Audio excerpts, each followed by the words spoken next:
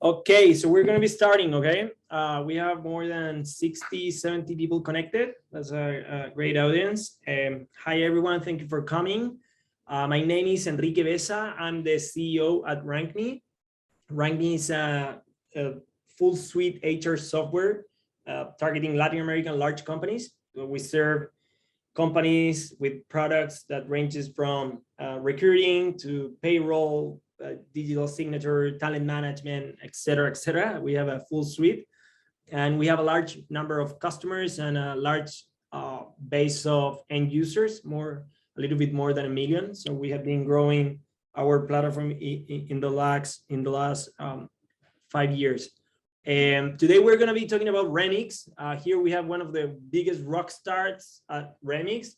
His name is Ken Dodd, and he loves teaching. He loves explaining, and he's coming with this whole new technology, and he's going to be explaining us.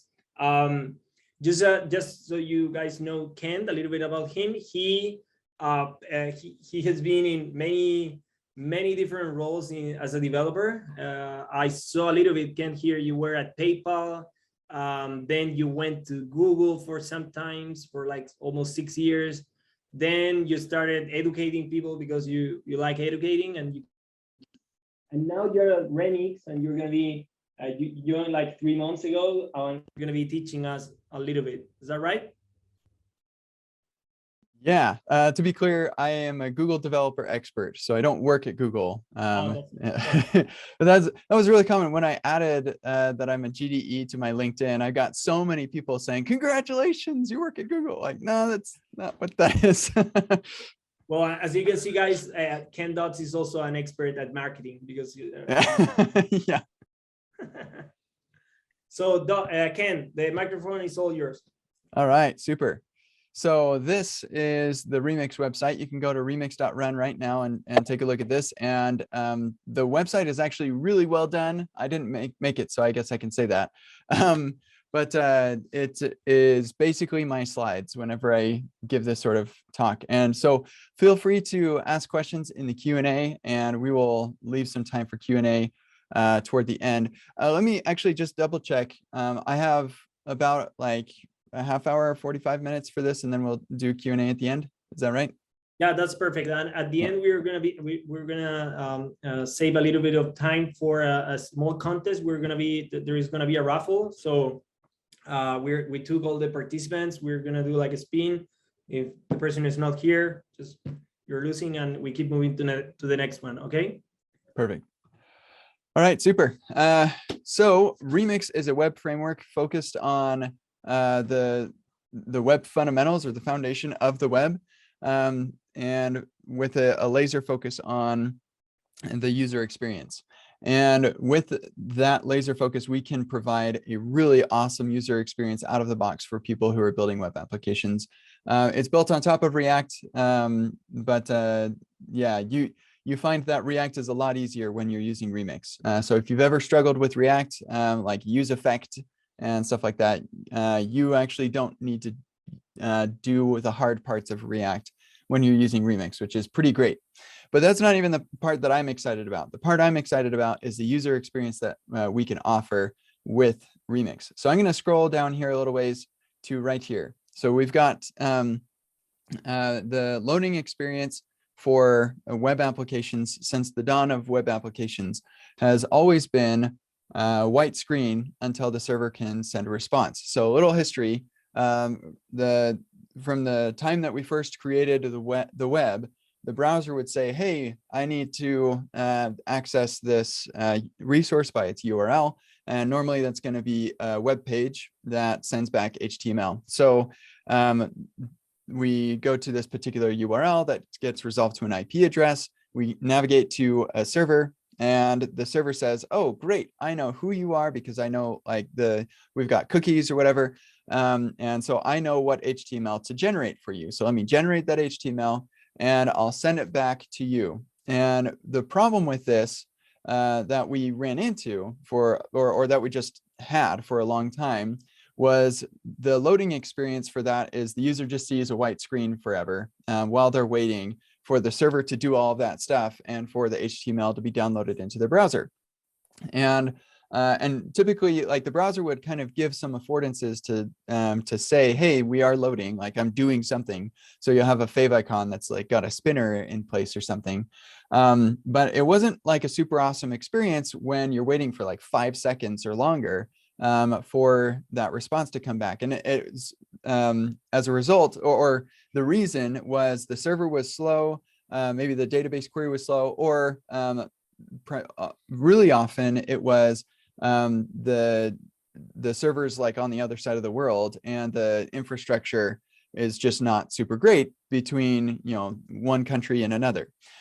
And so what we decided, or what we started doing to speed things up, was we would take all these static assets like our JavaScript, HTML, and CSS, and we'd put it on a CDN.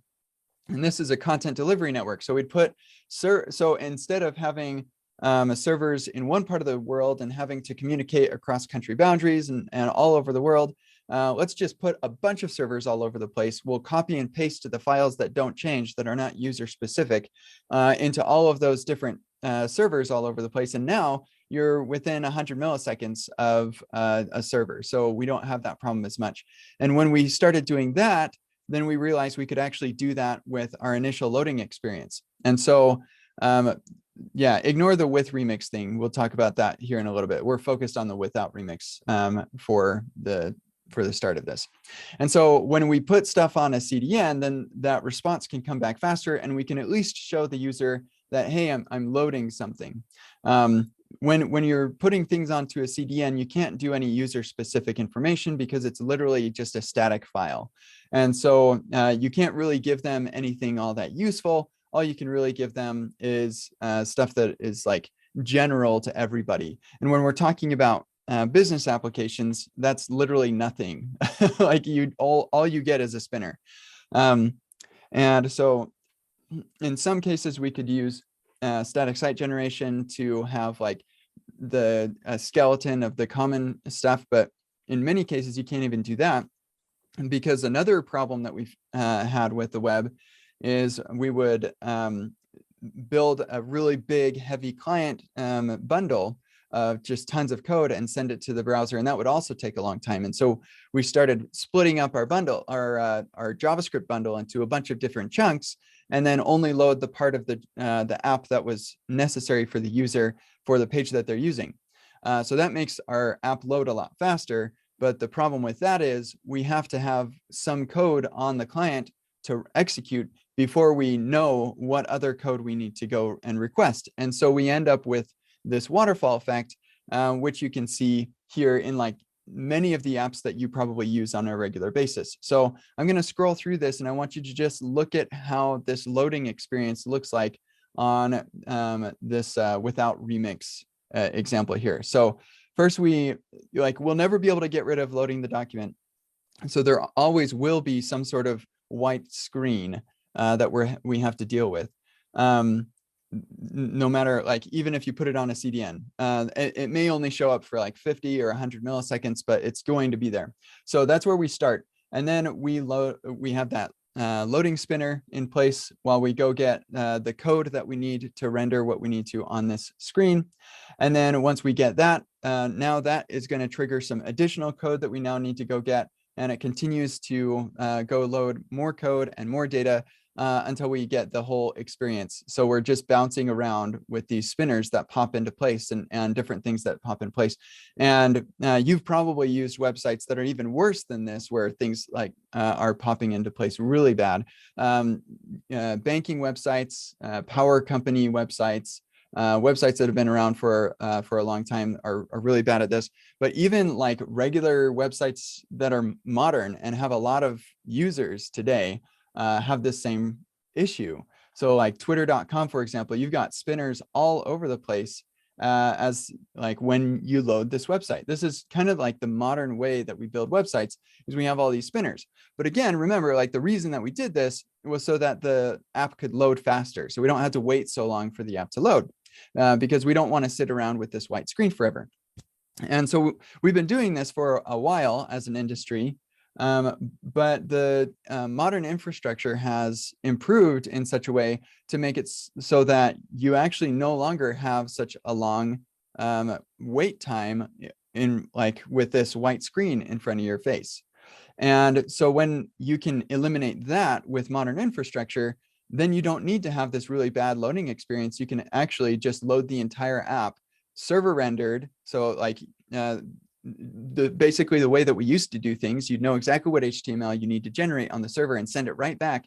And now we can do it so fast that it doesn't make sense to show a loading state anymore, because we can render this in like 250 milliseconds or less. In some cases, you can even get it down to 20 milliseconds.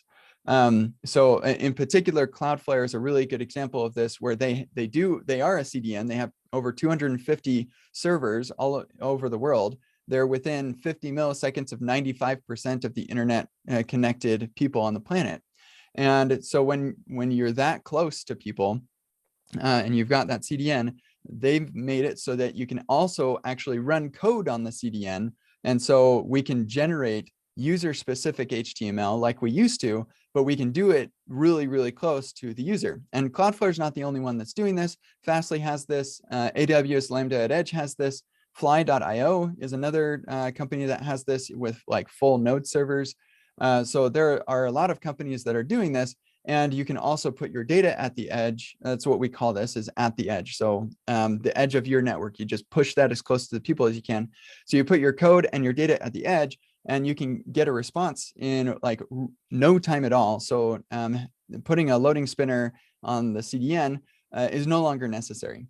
And so that is what Remix is really taking advantage of, is, let's say, server render everything, so you have an excellent user loading experience, and then do that in such a way that is optimized for the client-side experience. So we're kind of remixing the way we used to do things with the modern way to do things, where once that app has been loaded, now as the user's interacting and using the app, it feels really, really snappy. There's no full page refreshes or any of that sort of thing.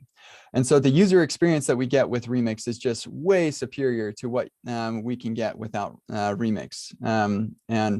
And a lot of you are probably thinking right now, well, I could do that with anything with like Next.js server rendering. And I'd say, no, you can't actually, because Next.js cannot run on the edge on Cloudflare workers.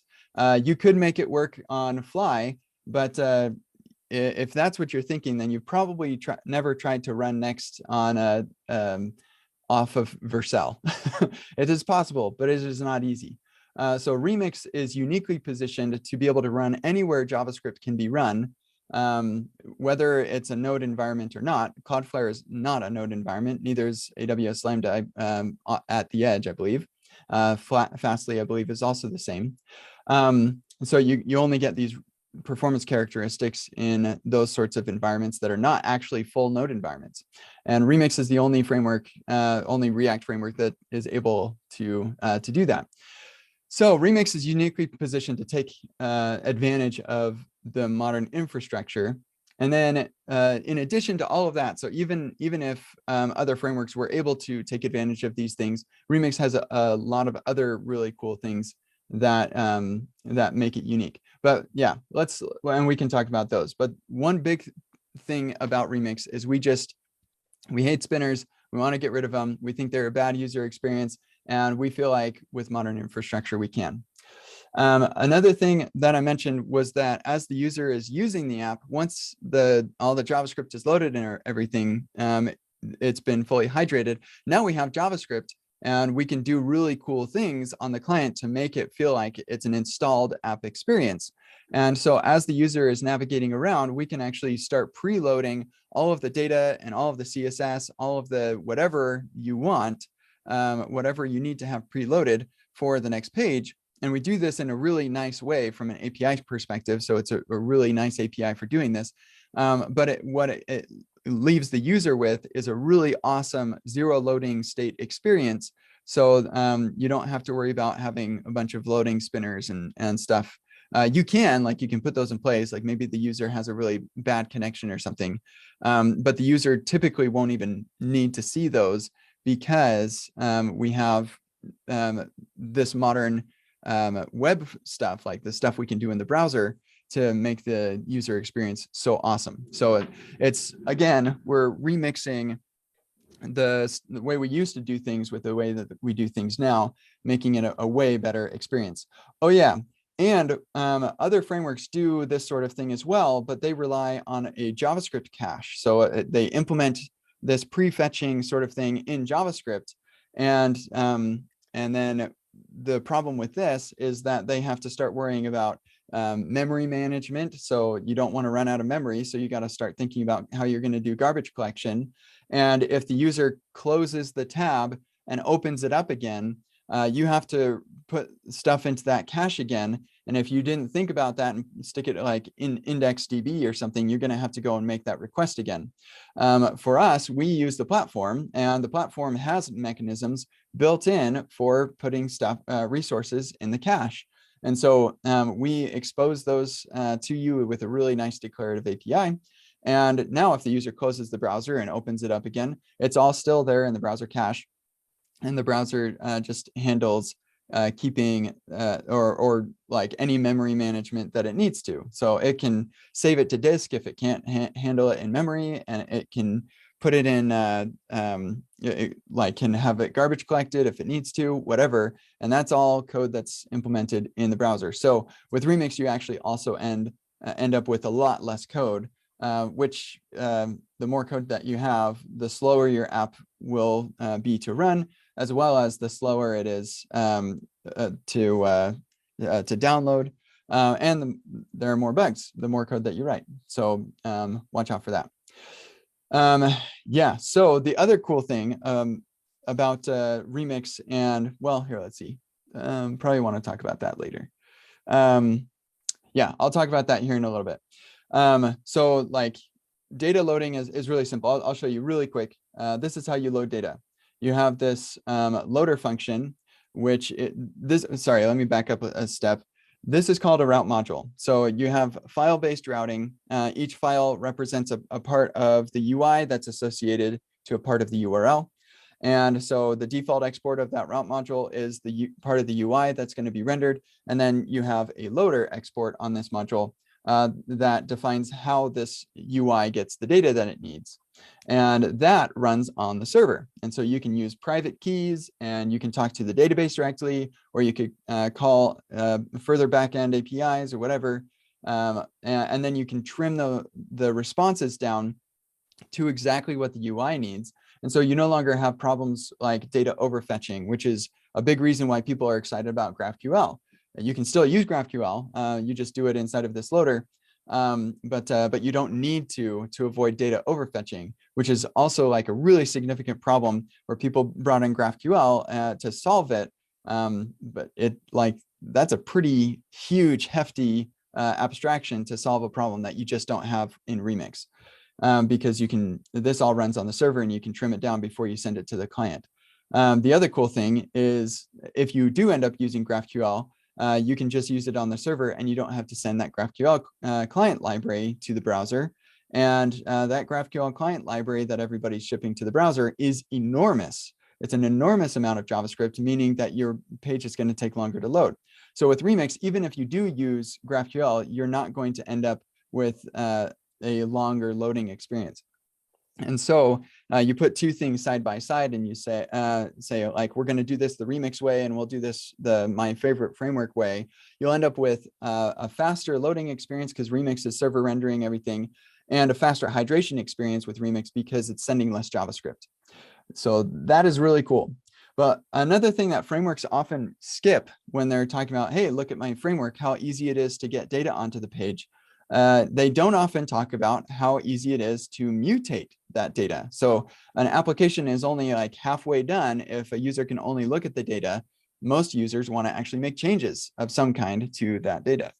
And in Remix, this couldn't be easier, seriously. So Remix is fiercely committed to the web platform, And we use forms to manage mutations, just like the web has always done this. So we're remixing again what we used to do things with the web with what we do now. And Remix understands how forms work with the web. And so if you want to just use a regular form, Remix will be able to handle that. But if you use this capital form, this comes from Remix, then we can do some cool things with JavaScript. So you don't have to have a full page refresh and everything. But again, you're not doing an event per event default or any of this stuff. You literally just use this form. You have your inputs and your submit button. And then within the same file, you write this action function. And so you have the loader, that's for loading the data. The action is for responding to mutations. So like a post request. And here we have this request form data. This is actually a web API. So if you go to the Mozilla Developer Network, where the web is documented, and look up the request object, that is what this is. And so there are fewer Remix specific abstractions that you're learning. And the better you get at Remix, the better you get at the web, because you're using the web so much when you're using Remix. And so here we get the form data from the request, and we can create our invoice or whatever you need to do, talk directly to the database, whatever you want, because this runs server side. You can do your validation in here. And interestingly, if you do validation in here, you can put that validation logic in a function, because again, these two functions are in the same file. So you could extract that logic into a function. And now you can use that both on the server and the client without having to share it across module boundaries or anything like that, or put it in a library or something. You can just do it right in the file. And now you can have client-side validation and server-side validation using the same logic, if that's something that you want to do. But in any case, you can do all of this on the server, and the user experience is really awesome. And we have a great way for you to be able to render out error messages and stuff. And again, it works without JavaScript, or more importantly, it works before the JavaScript is loaded. And so if the user has a bad internet connection, they manage to download your HTML document, they click delete on the invoice, but the JavaScript hasn't loaded yet, that will still work with Remix. That will not work with whatever you're using today. In fact, they probably, if you're not server rendering, they're not even going to see the trash can icon until the JavaScript is downloaded yet. So yeah, that's great. Another thing that Remix manages for you is keeping the cache, the client-side cache of the server-side data up to date. And so as the user makes a post request, once that post request is completed, then we go and update all of the loaders that are on the page, so we can get all of the latest data. So you don't have to worry about saying, oh, the user just made a change, they liked this post or something, so now we need to go make sure that we update that, the number of likes or whatever.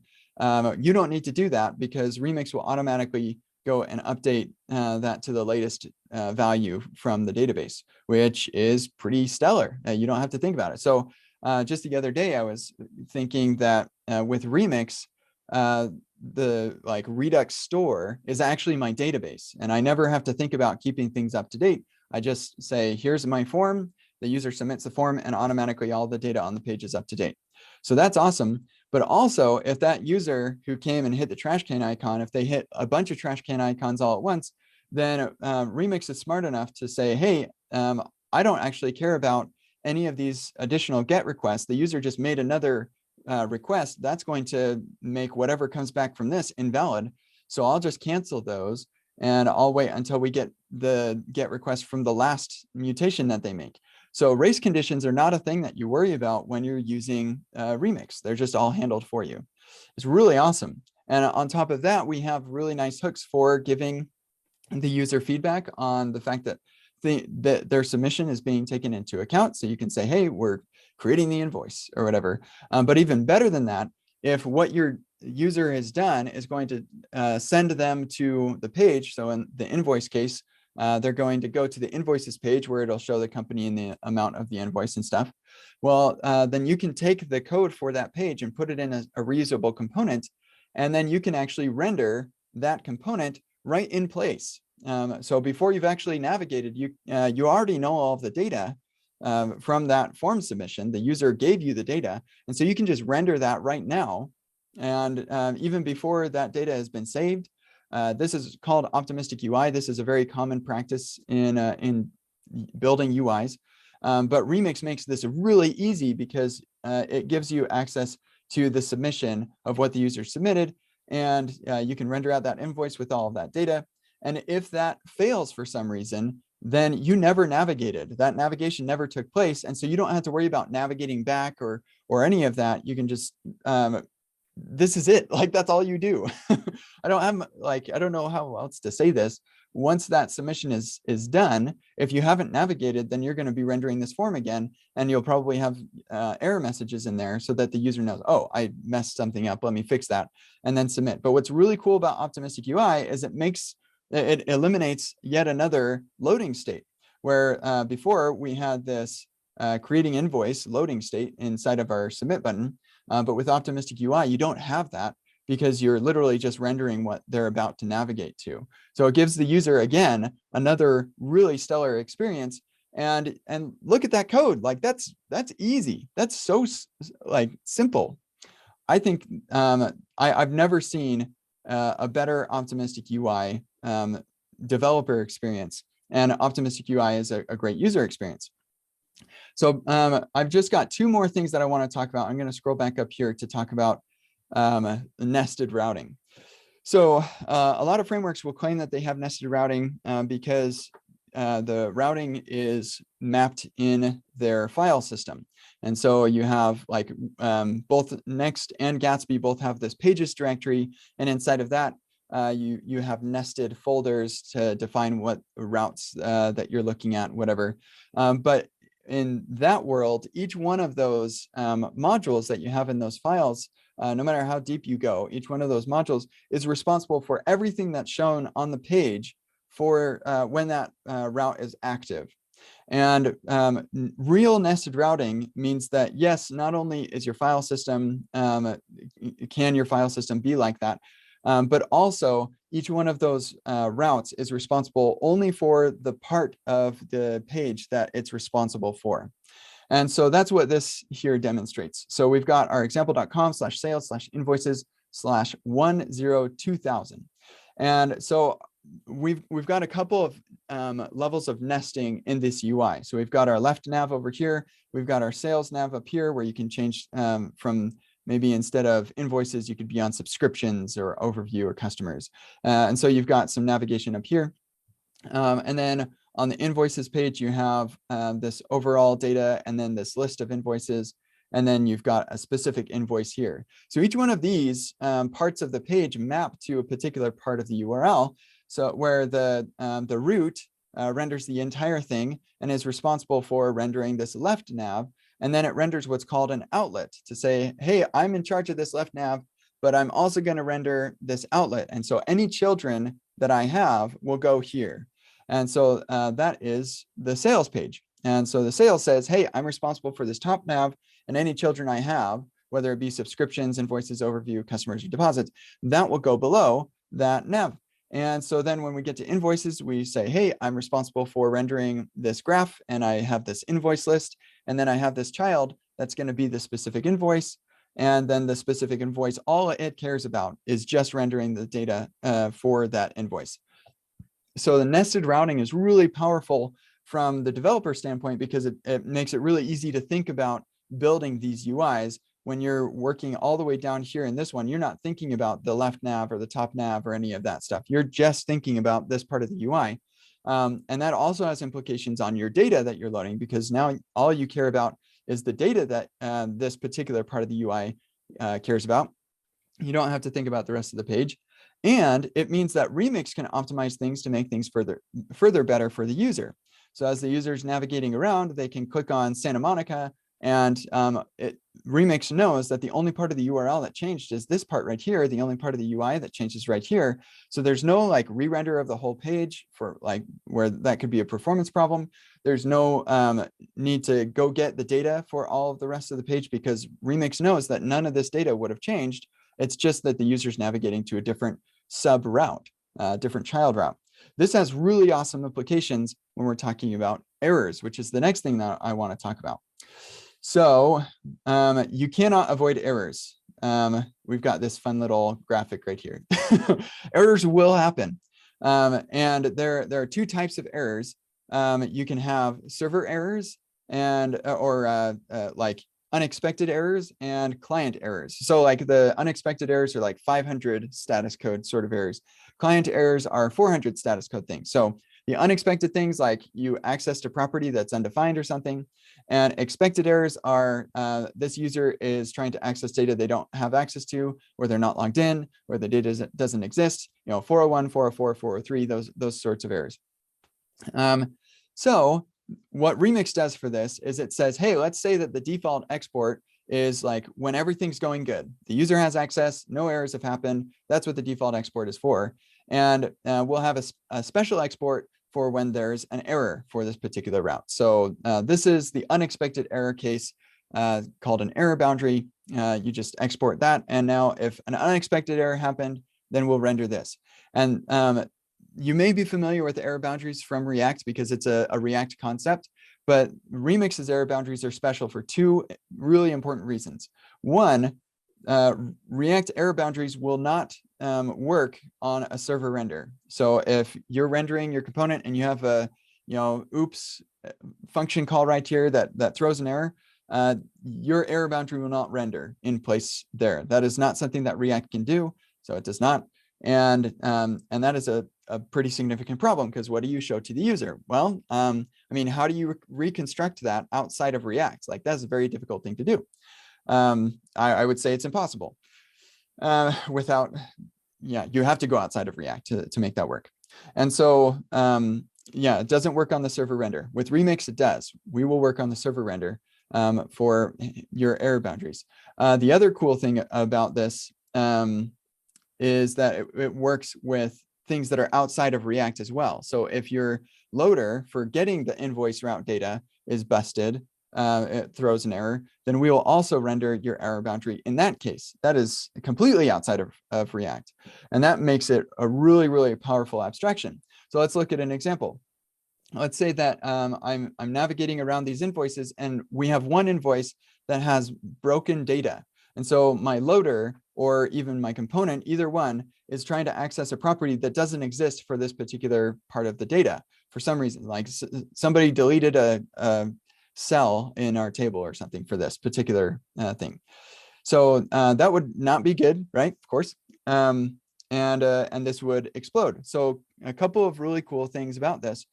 This will work again on the server render. It will work on a client render, so a client transition. It works whether that error is thrown in a loader or like on the server or in the component itself. And then also it's contextual. And so this is something that React error boundaries do have, but again, that they only work on the client, is contextual error boundaries. And so the rest of the app still works, even though this part of the data is busted.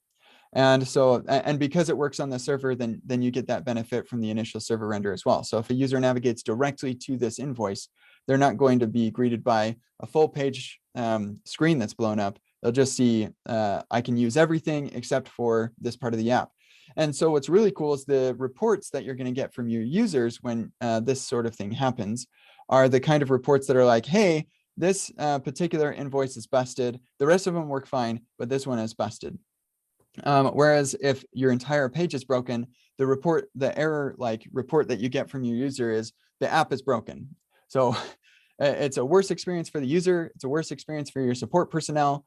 You're way better off with this sort of user experience that Remix can offer you. And we have the exact same sort of thing for your expected errors. So you say, hey, you don't have access to this. Then you can send a response that says, 401 or 403. Unauthorized. And so, yeah, you're way better off with this sort of management of errors. It is awesome.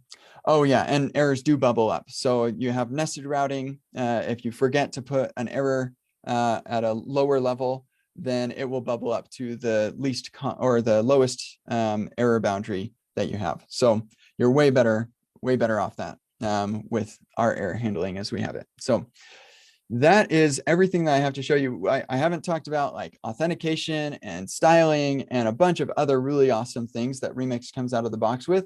But I've used up my time and I want to give time to Q&A. And I have a hard stop at the top of the hour. So I want to give the time to the Q&A. Sure. And that's everything I have.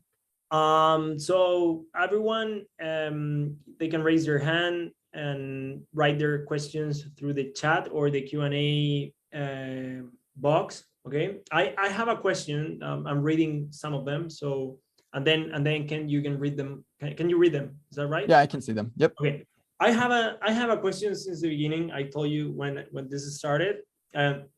So today many companies have React without this kind of framework, without sender web rendering. So how much does it take to switch from one thing to the other?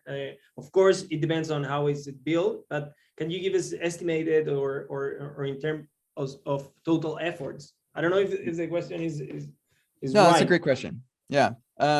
So it like you said, it highly depends on how it's built. From what it sounds like, you're all using React Router with client-side rendering.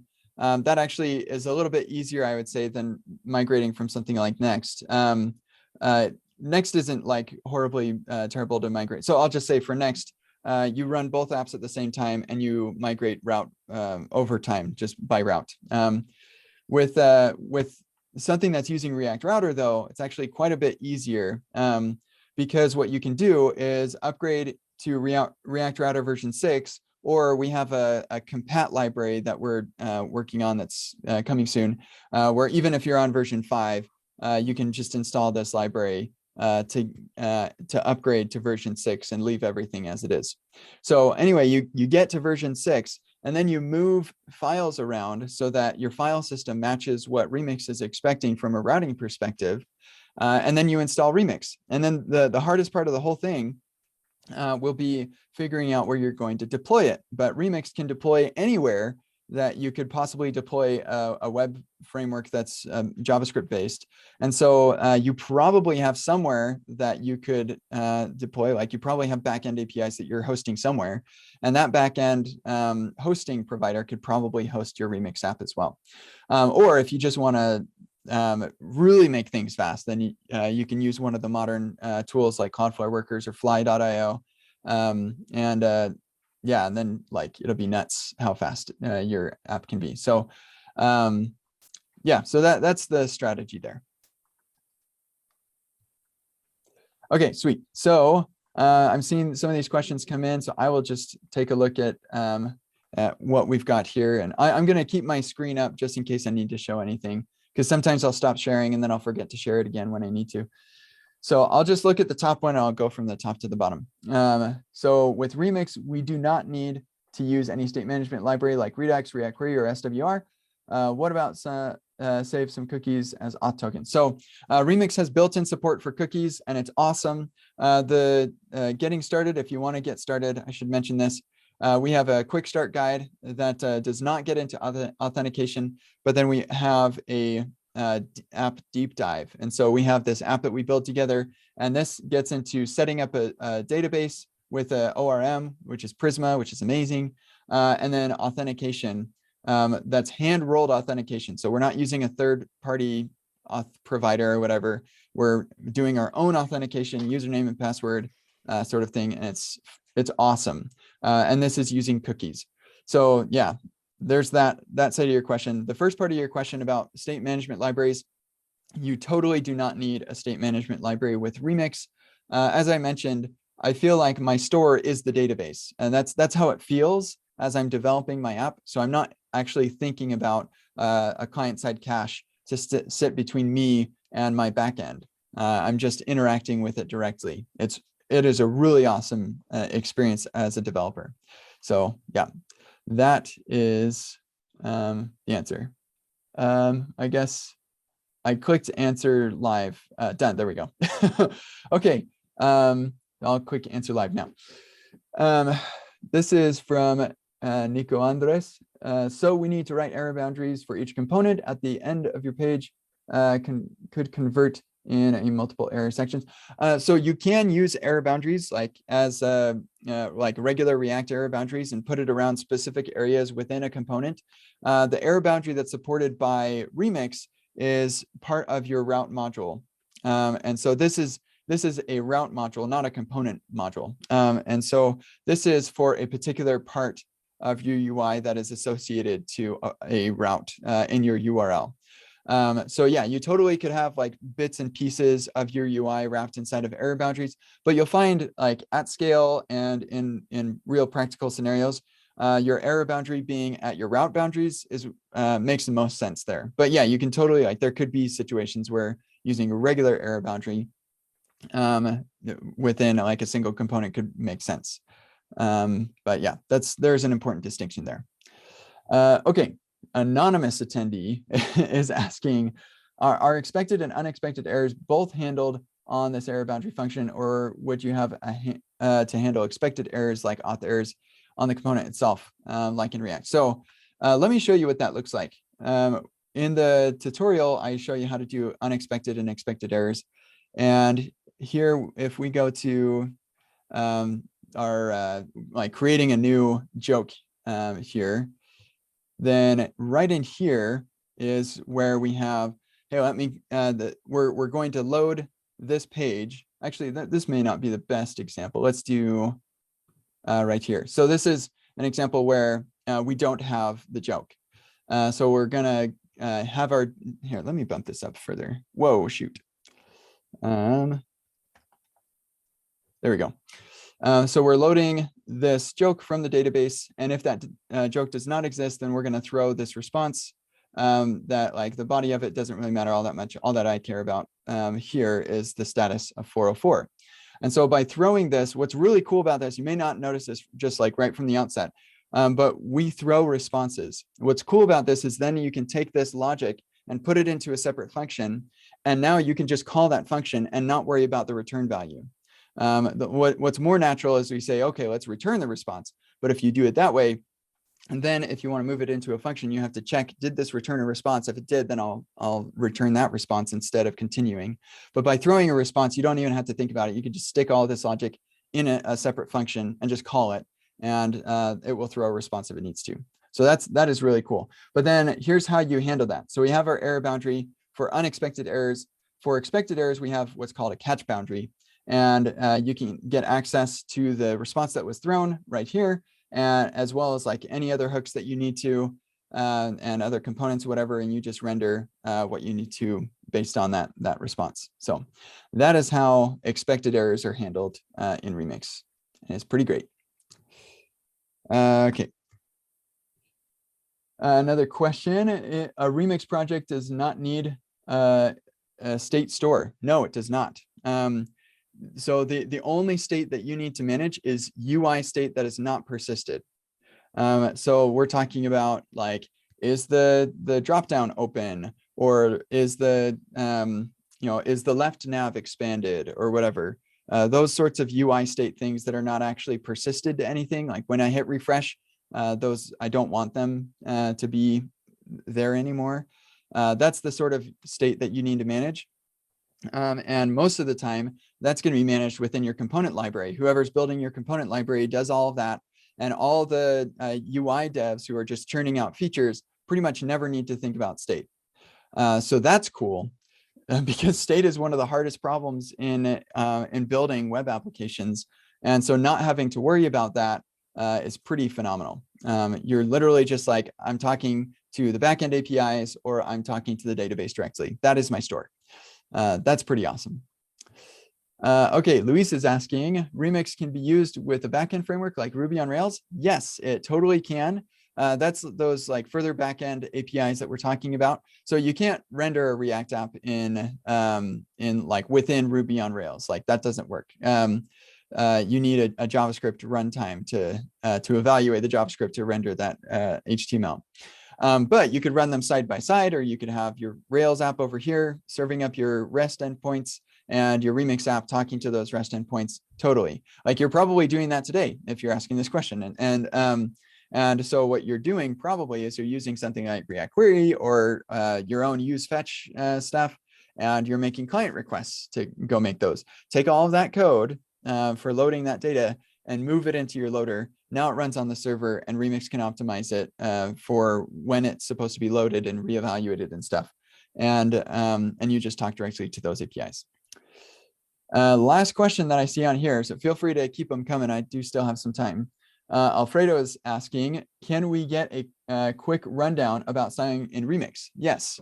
So if we go to the tutorial again, or like we have a styling doc in here, but the way that styling works in Remix is the same way that styling works in any app that you can imagine, and that is with link tags. So like if we look, actually view source probably isn't all that helpful. If we look at the elements tab, just right here in our Remix app, then we can see we've got some link tags right here. And that's how you do it in Remix. You use link tags. So we have support for this link function as part of your module route definition. You say, hey, here are the links that I want active on the page when this route is active. So this is for like our home page, this routes index TSX. That's going to be your home page. So when the home page is up, I want these styles to be on the page. So that's what these styles are. The cool thing about that is when a home page is not up, then those link tags will not be on the page. And what that means is that I can make any change to this CSS that I want to, and I know it will not impact other pages. The way that we've been building apps for a long time with CSS, or like years ago, the most popular way was, let's just take all the CSS files and crunch them up into one CSS file and serve that on every page. The problem with that is you can start changing stuff in this file, changing stuff in that file, and they can conflict. That is not great. With Remix, you say, hey, I've got stuff in this file and I've got stuff in this file, and they will not conflict because they don't show up on the same page. So that is awesome. Remix also works really well with Tailwind. It works with your CSS and JS solutions. We're building in support for CSS modules and vanilla extract probably. So we'll have like component level styles as well. But we want to stick with the things that provide the best user experience, and having individual style sheets for your pages is the best user experience that you can possibly offer, because those things can be cached, and then because of Remix, those styles will not clash, so you don't have a lot of the problems that led us to CSS and JS solutions in the first place. So yeah, but your component level styling will be solved very soon in Remix as well. Okay. Anonymous attendee is asking, is it possible to have several loaders in one page in the case of multiple requests? No, but you don't need to do that because we have promise.all. So you just have multiple requests all at once, and then you say like all of those things are what you return in the data. So yeah, you can definitely make multiple requests in a single loader. You don't need multiple loaders for that. Okay, Nico Andres is asking, with Remix, the form validation are painful? No, they are great. Let me see if we do mutations down here. I've got an example. Yeah, right here. Here we go. We've got our validation. Yeah, right here. So I've got this function, validate joke content, validate joke name. They just do like regular validations that you'd expect. And then I have this little utility to send JSON data with a status of 400. That's a bad request. And so here I say, if the name and content aren't strings, then the form wasn't submitted correctly. Like somebody's trying to hit my endpoint like directly, because that shouldn't be possible. And then I'm going to get the errors. And if any of those errors exist, then we're going to send a bad request with the field errors and the fields. And then here's how you get that. You use this use action data. You get that action data. Sorry, I'm going to sneeze. Excuse me. Excuse me. So you're going to get that action data and render out like the right ARIA tags and stuff to make this accessible, of course. But all you need to do is say action data field errors name. So if there's that error, then we'll display that, and it ends up looking like this. And it looks great. And you can animate that. You can do whatever you want to with that. But that connection, this is the thing that makes Remix so special, is most frameworks will say, we do front-end stuff. You just need to have somebody do your back-end, or we do back-end stuff. You just need to have somebody do your front-end stuff. Remix is like, no, that we're not going to drop you off at that chasm. We're going to build you a rock solid bridge across those to make it really easy to communicate between the front end and the back end. And that's really, really critical for building an app that scales, and one that's has a really good user experience, and one that has an awesome developer experience, because like, this is great. This like sort of error validation logic. And of course, like you could add abstractions around this so that each one of these does this exactly the same way. Maybe reduce boilerplate, though I don't see a lot of boilerplate in here.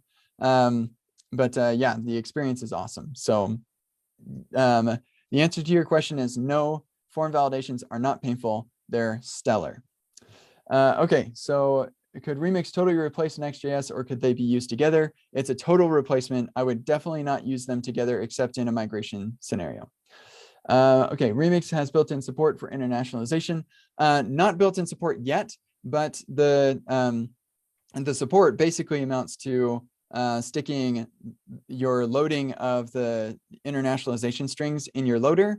And then you say use loader data, and now I have all my internationalization strings. So it's pretty straightforward, and actually enables some really cool things that make it really simple. So like the user can say, hey, I know that I'm in this country, but I speak Spanish, so please give me Spanish stuff. And that is really easy to do with Remix, because you can like stick that in the session or as part of the user object, and your loader can just know what translation strings to send back. So we are eventually like, and actually there's already a Remix I18 and library that somebody's built that you can just use this if you want to. Yeah, eventually we're going to have like a built-in solution for this as well, probably. But yeah, right now it's not even that big of a deal. It's not that challenging. Another question out of the box, Remix brings good score in web speed tests and or Lighthouse. Yes, it does. Remix is like crazy fast. And in the next day or two, we're going to demonstrate how Remix is as fast and actually faster than static site generation with Next.js. So with an objective comparison of one of Next demos. So look forward to that in like maybe today, but probably tomorrow. So go follow the Remix Twitter to keep up with that. Or you can follow me because I tweet about Remix like all the time. Okay, last question we've got here. You can use any database ORM package. Is there an official Remix package to help on development? So we don't have any ORMs right now. Eventually, maybe we will. But right now, our loader abstraction is just really great. And it's the right level of abstraction to give you the flexibility that you need. In my app, I use Prisma, but I also hit third-party APIs like Tito for my workshops, tickets and stuff. I use Simplecast for one of my podcasts and Transistor for another one of my podcasts. And like I'm interacting with a bunch of third-party APIs. And I'm really glad that Remix gives me that level of control over like how I'm loading my data and caching it and all of that stuff. So yeah, no built-in ORM right now, but eventually we may have something like that. Okay, that is it. I've got like 5 minutes left if anybody has last minute questions or if there was anything else we wanted to talk about.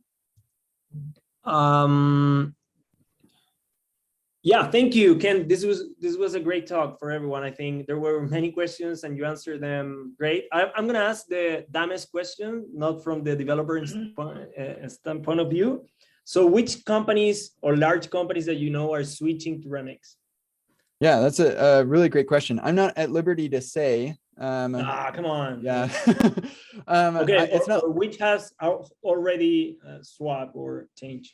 Yeah, so Remix was just barely released as a free open source library in or framework in November.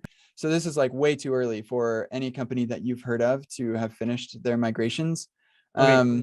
But one thing to keep in mind is that Remix is basically the React Router fully realized, and literally like every company in the world uses React Router. So everyone could potentially switch easily. Oh yeah, totally. And I'm not going to say it's easy, but it's not an enormous challenge. So there's a very clear migration path. Okay, so we're gonna spend just few minutes. Joanna or I don't know who's gonna do it. We're gonna do a contest. We're gonna be raffling a present for the attendees. So we have more than 100 and something people. So who's gonna do it? Jean-Pierre, Joanna? Yo. Okay. Pero Alvarado me va a presentar. Joanna, she's our head of people. She runs people operations in terms of culture. So she and Hesana, she's not today here today. They organize this. Everyone who really want to organize talks, we can support with the back office to do it. This was a great thing, and this is something that ranked me. We're super pleased to do. So, Joanna, you're gonna share your screen. No todavía. Pequeño error de internet. Ahora sí. Ya. Espérate.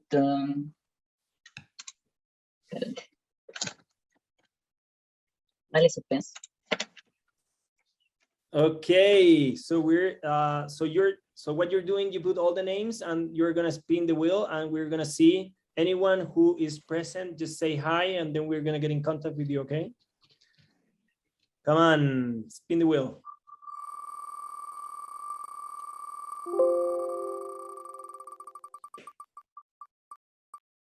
What a sound.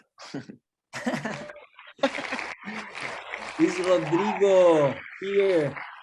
His email, is he here? No. Rodrigo. Not here, next. Okay, next. Next.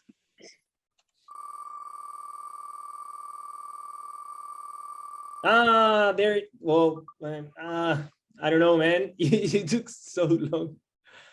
There he, okay, I say give it to Rodrigo. Yeah, I say let's give it to Rodrigo. It was the first one. Yeah, I don't know Rodrigo was if the first. Thomas is here. Hopefully not. So okay, Rodrigo, he was okay. I was joking. I'm here. So both are there. Okay, we're gonna try to do something. Maybe Rodrigo, he's gonna get a present, and we will see if the next one also gets something. But for sure, Rodrigo, you're gonna be receiving something. I don't know how we're gonna handle that, but we have your email. So that will be all for today. Thank you very much, everyone, for joining us. Thank you very much, Kent, for your talk. It was super interesting. I think you raised a lot of questions, more than in our webinars about people management. So it was super interesting. Okay, so thank you, everyone. Thank you again. Bye bye. Take care. Thank you. Bye See ya. bye.